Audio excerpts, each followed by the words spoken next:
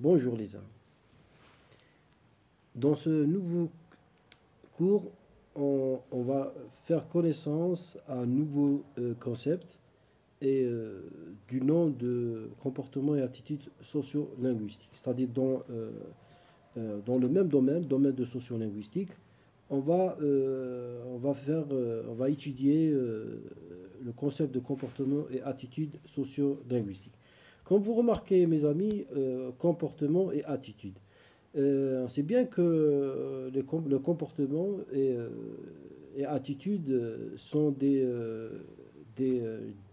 deux, je dirais, deux facultés qui sont bien, qui déterminent le comportement, ou bien qui déterminent l'action d'individus et des êtres, soit dans leur façon de parler, de communiquer, de transmettre le message, d'accueillir, euh, accueillir, je dirais, des informations, d'échanger, le partage et tout ça. C'est ça, tout qui, je dirais, qui relève euh, soit du comportement et de l'attitude, c'est humain. Voilà. Bon, pour commencer, pour commencer ce cours, on doit bien sûr euh, donner une petite présentation pour, je dirais, s'échauffer et entrer petit à petit au, au centre je dirais, au centre et au cœur de ce cours qui est très demandé et pertinent dans votre, je dirais, dans votre compréhension de la linguistique et la socio-linguistique. Et comme ça, vous allez mettre le lien entre ce que vous avez appris, je dirais, à préalable, et votre vision qui est toujours en effervescence. D'accord? Bon, la langue n'est pas seulement un outil de communication, comme on le sait tous, mais c'est un symbole d'apprentissage et un facteur d'intégration sociale, bien sûr. Il y a bien sûr un ensemble d'attitudes et de sentiments chez les locuteurs par rapport à la langue. Par exemple, la langue et le dialecte. La langue est souvent considérée comme c'est-à-dire ou bien considérée comme une communauté civilisée. Hein. Les gens qui détiennent une langue parlée, qui parlent une langue, sont toujours considérés comme des gens civilisés. Par contre, le dialecte, il relève, ou bien il reflète je dirais pas, je vais pas employer le mot sauvage, ou bien la sauvagerie, mais une sorte de primitive, bien, oui, quelque chose qui est, comment dirais-je, chez les gens illettrés qui n'ont pas fait des études, qui ne savent ni parler ni écrire. Alors, voilà, leur communication, ils communiquent avec un dialecte. Et alors, vous trouvez qu'il y a, je dirais, comment dirais-je, une, une chose de sous-estimation par rapport à la langue lorsqu'on est dans le dialecte. Bon, pour juste comment dirais-je, vous faire, je dirais, mettre, je dirais, la souris, comment dirais-je, mettre, euh, comment, non, c'est-à-dire mettre ou bien ajouter plus de détails sur cette compréhension. On peut dire que, ou bien on doit citer quelques exemples. Par exemple, c'est-à-dire toujours dans le domaine de communication et domaine de le comportement et attitude, comme le comportement chez Monsieur Tout le Monde, chez c'est-à-dire les gens dans une société, chacun a un comportement différent de l'autre, même les souverains, les rois, je dirais les monarques, et les gens qui représentent des statuts bien, je dirais, un statut social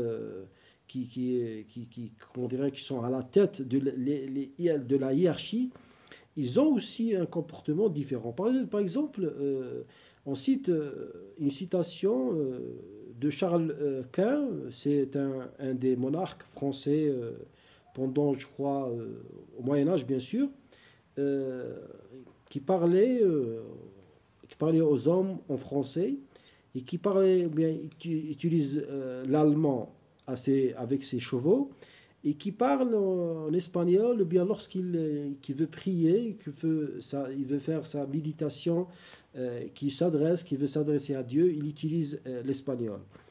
Vous voyez, on voit que le comportement même, c'est-à-dire il est différent par rapport à la situation à une autre, pardon.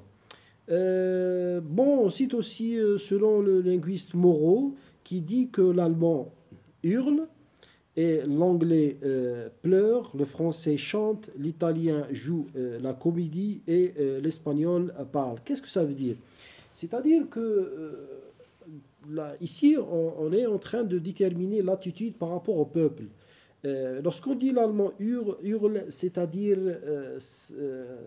on touche, comment dirais-je, on remarque que, ou bien on peut former une information par rapport au peuple allemand qui est dur ou bien rude.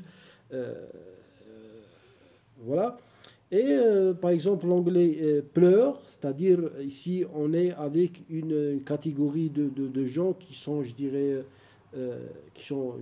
molles, qui sont très très, qui est le contraire des Allemands. Ils ne sont pas des gens qui sont, je dirais, formés pour la guerre ou pour les conflits, etc. Les Français, la même chose, les Italiens, la même chose, de la comédie, et les Espagnols, c'est-à-dire, parlent. C'est-à-dire, on peut dire que cette attitude, ces comportements, attitudes, c'est par rapport à une époque, je dirais, dont, bien, dans l'âge de l'homme, et c'est-à-dire au passé. Voilà. Et qu'est-ce qu'on va... bon, dans ce cours, bon, après cette présentation, je pense que vous avez saisi euh, la notion de comportement et attitude. Maintenant, il y a une autre notion qui porte le nom de sécurité et insécurité. Voilà, la sécurité, je dirais, sécurité, insécurité linguistique, et elle est toujours liée bien sûr, au comportement et attitude. Quand est-ce qu'on est en sécurité et quand est-ce qu'on dit qu'on n'est pas en sécurité? C'est bien sûr par rapport au comportement et attitude des gens, n'est-ce pas? Alors, si vous permettez de vous parler de l'insécurité. L'insécurité, c'est lorsque vous n'êtes pas interrogé dans votre façon de exercer votre langue. Par exemple, on prend l'exemple de quelqu'un qui va voyager, qui part à Alger, la ville Alger. Bon, il vient je dirais, d'une autre région de l'Algérie, et puis il part à Alger. Vous voyez? On trouve que c'est pas on ne parle pas de culture, mais on parle aussi de ce qu'on appelle d'un jargon différent.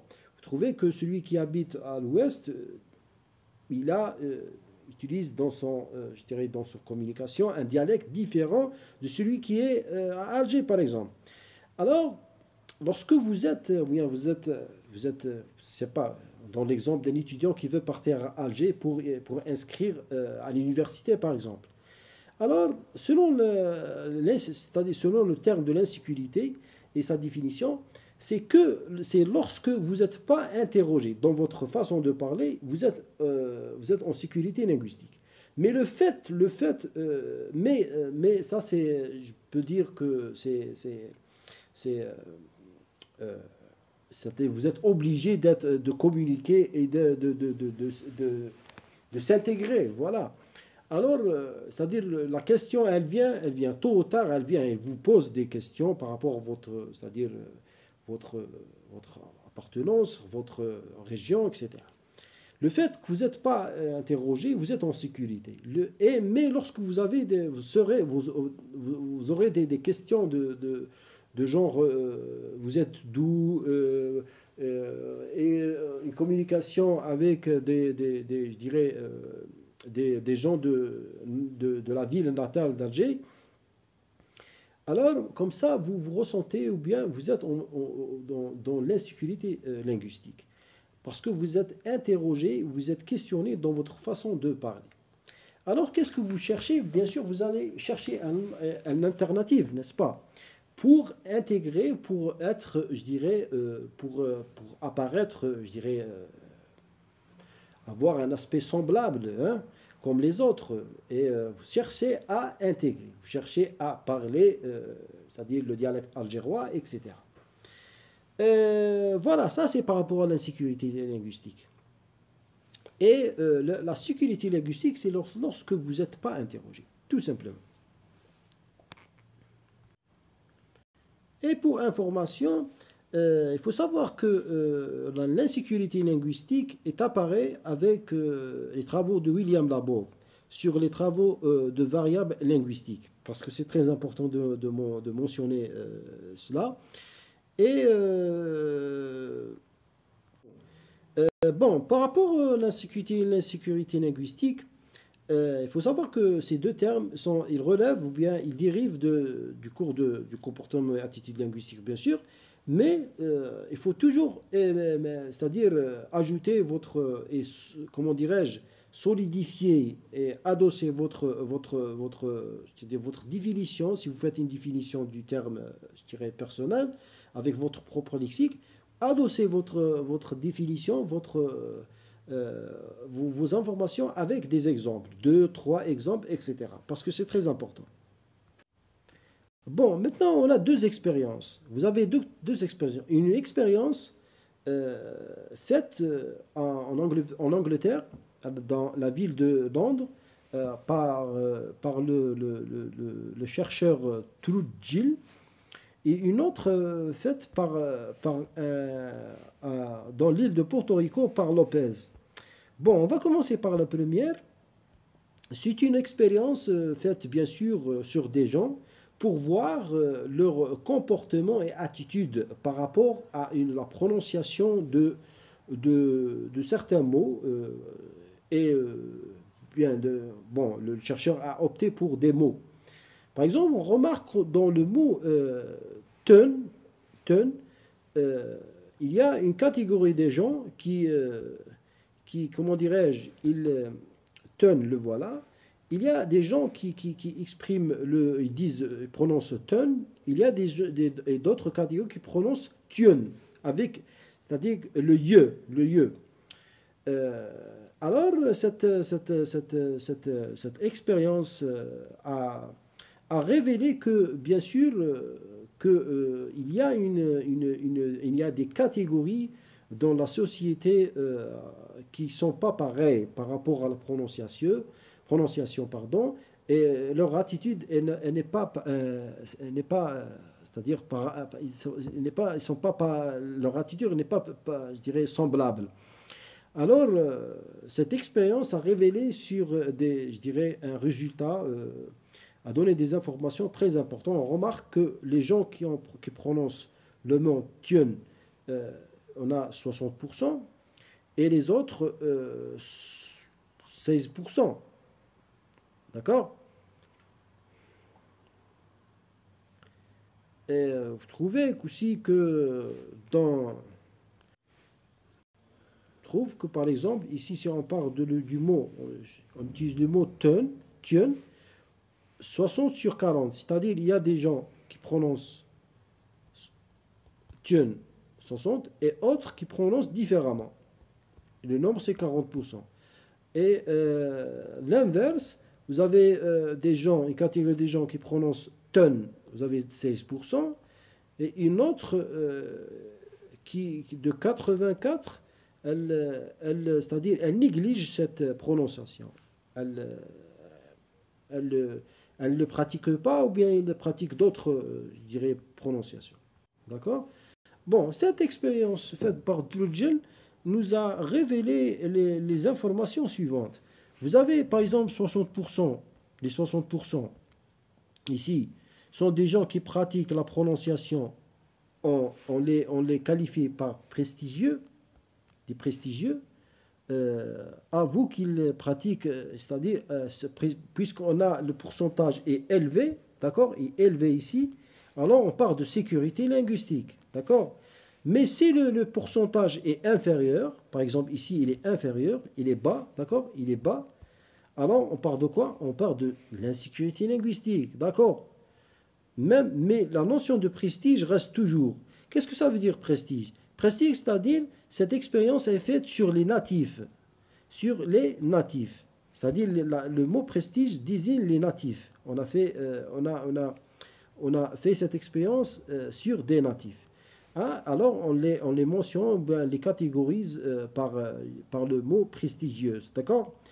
Alors, si le pourcentage est élevé, on parle de sécurité. S'il est inférieur, 40% inférieur, alors c'est l'insécurité.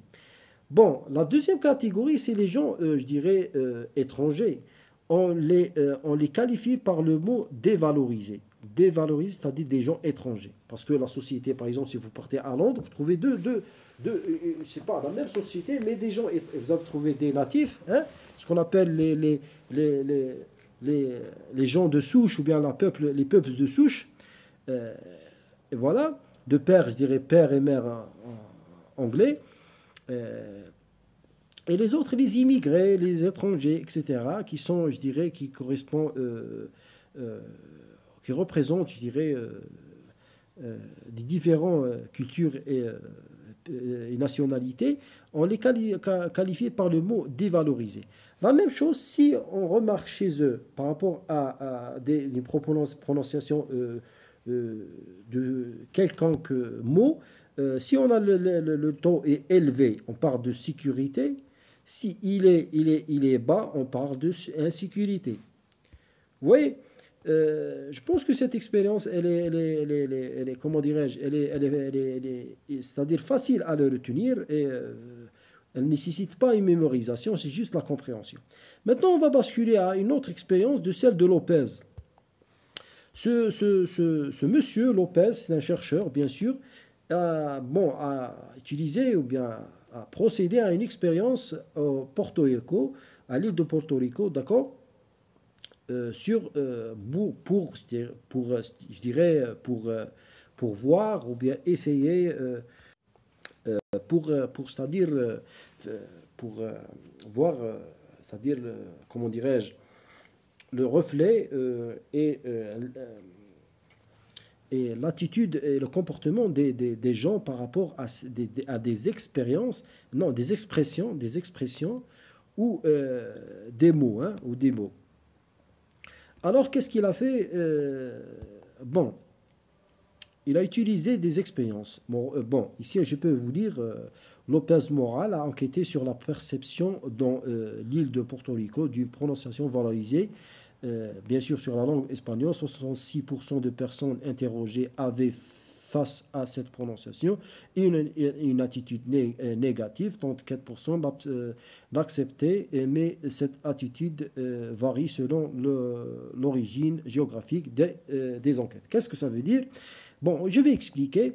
Bon, ce monsieur Lopez il a bien sûr choisi une population où il va les interroger, il va les questionner par rapport à des mots, hein, des questions. Bon, c'est-à-dire, si cette population, hein, ce groupe de gens, il va accepter cette prononciation, ou bien cette nouvelle, je dirais, attribution dans une langue ou bien une expérience, s'il est accepté, alors on dit que attitude n'est positive. Une attitude positive, n'est-ce pas? Si elle est positive, si elle est rejetée, c'est-à-dire négative. Alors c'est une attitude négative, d'accord? Alors, comment déterminer maintenant sécurité et l'insécurité? C'est par rapport au résultat, C'est-à-dire, si vous avez une attitude positive, alors on est dans la sécurité. Si on est en attitude négative, on est dans l'insécurité. c'est facile de comprendre et je pense que c'est palpable et lucide. D'accord? Bon, maintenant, je pense qu'on est arrivé presque à la fin du cours. On va passer à notre, je dirais, c'est pas un autre chapitre, mais un autre élément. Bon, celle de l'hypercorrection et hypocorrection, avec des exemples. Comme vous voyez devant vous, l'hypercorrection et hypercorrection. Écoutez, on a parlé de la représentation, hein, on a défini la représentation, c'est par rapport, c'est-à-dire la langue, elle n'est pas seulement un outil, on a dit tout à l'heure, de communication, mais elle est aussi un symbole d'apprentissage. On a dit ça et on a répété. Ah, on a expliqué, on a donné des exemples par rapport, je dirais, on a cité quelques citations de Charles Quint, etc. Et on a passé à sécurité et l'insécurité. On a dit que la sécurité, c'est lorsque vous n'êtes pas interrogé dans votre façon de parler, vous êtes dans une situation de sécurité. Le fait que vous trouvez des difficultés c'est-à-dire à entrer dans une conversation avec des gens, je dirais, différents de votre lieu social, alors vous êtes dans l'insécurité, d'accord? Et on a cité les deux expériences pour bien montrer l'image de la représentation. Et on arrive maintenant à l'hypercorrection et l'hypocorrection. L'hypercorrection et l'hypocorrection, ce sont deux concepts qui sont liés bien sûr, à la notion de comportement et attitude. La notion de comportement et attitude, c'est-à-dire que vous devez les ajouter avec les autres, avec sécurité et l'insécurité. Bon, lorsqu'on est dans une situation de hypercorrection, utilisez une forme exagérée pour se faire montrer, par exemple, un mot, expression, etc. Je donne l'exemple, par exemple, je vais dans le lieu d'essence. Le lieu d'essence, c'est-à-dire, par exemple, c'est relatif à WC, par exemple. Hein? Bon, dans certaines catégories de gens, je dirais, nobles ou bien, comment dirais-je, aristocrates,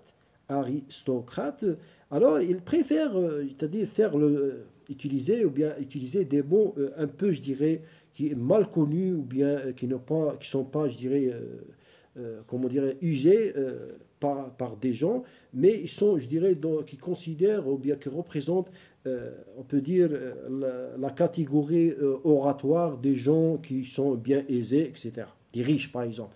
Alors, on trouve dans cet exemple, je vais dans le lieu d'essence, c'est-à-dire que c'est une exagération. Alors, dans ce genre d'exemple, comment dirais-je, on qualifie cette forme d'expression comme ou bien de hypercorrection. Hypercorrection. C'est-à-dire lorsque vous avez une exagération, c'est directement, vous allez la caser comme hypercorrection. L'hypercorrection est, ici vous remarquez que l'hypo, elle est séparée de correction. Elle n'est pas liée. L'hypocorrection. L'hypocorrection, c'est utiliser une morphologie de mots, par exemple, un temps de conjugaison, par exemple, qui n'est pas utilisé en oral. Par exemple, utiliser le passé simple. On sait bien que le passé simple, c'est un passé utilisé dans les romans. Hein, dans les romans, c'est-à-dire pour raconter des histoires, on utilise soit le passé simple, soit l'imparfait. Alors, c'est un temps qu'on ne peut pas l'utiliser. Il n'est pas accepté oralement. D'accord? Mais trouvez le fait d'utiliser ce mot, alors on va qualifier cette situation de hypocorrection. Par exemple, Nabila fut tabassée par un inconnu dans la station de métro. On a utilisé, c'est-à-dire le verbe être, fut, c'est le verbe être au passé simple. Fut, je fus, tu fus, il fut, le fut, me fut, ils furent. Alors, c'est un temps c'est-à-dire qui correspond au roman. Roman, c'est pas un ton de l'oral. Alors, si on ne peut pas dire que c'est agrammatical, mais c'est au niveau de, je dirais, pragmatique, c'est intolérable. D'accord? Bon, de cette manière, je crois qu'on est arrivé à la fin de ce cours. J'espère que vous avez bien saisi, vous avez bien digéré euh, le tout. Voilà, merci de votre attention et rendez-vous dans une nouvelle, Inch'Allah,